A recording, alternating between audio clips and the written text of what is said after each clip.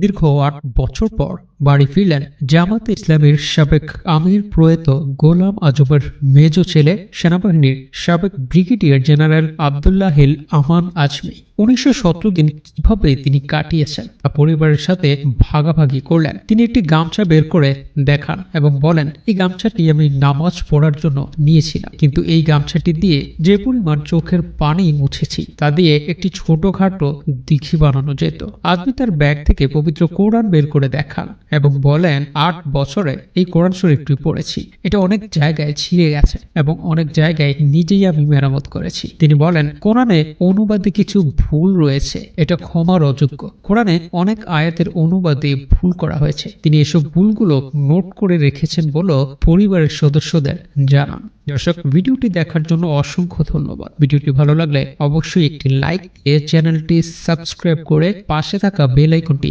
বাজিয়ে দেবেন। আর যদি পেজ থেকে দেখে থাকেন তাহলে অবশ্যই পেজটিকে ফলো করে দিতে একদমই ভুলবেন না।